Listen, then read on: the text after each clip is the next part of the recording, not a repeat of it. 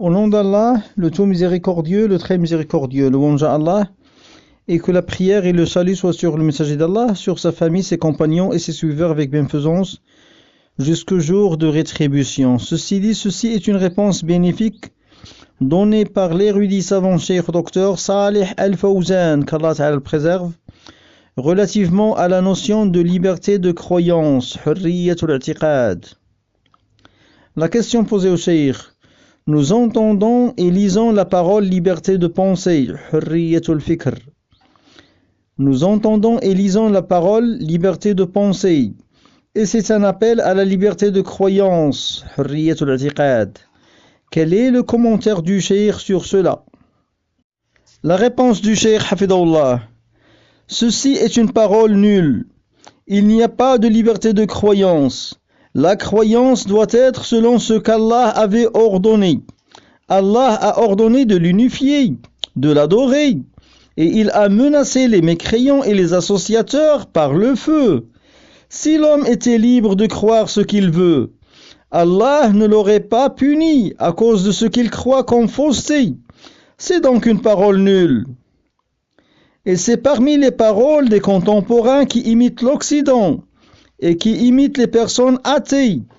Ils devront donc se repentir à Allah et se désavouer de ces paroles. L'homme est un serviteur, abd, ou bien il est un serviteur d'Allah par son propre choix, de son plein gré, bil-ikhtiyar, si son action est vertueuse et que lui-même il est droit, conformément à la religion d'Allah.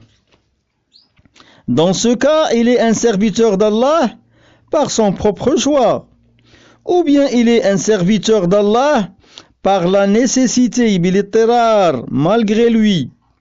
Les règles du destin s'appliquent sur lui. Il est sujet à la maladie, al-marad, à la mort, al-maut, à la faim, al-jou', etc. Et il ne peut pas échapper à ces choses, puisque c'est la prédestination d'Allah à son égard. Allah dit: In kullu man fis samawati wal ardi illa atini ar-rahmani abda.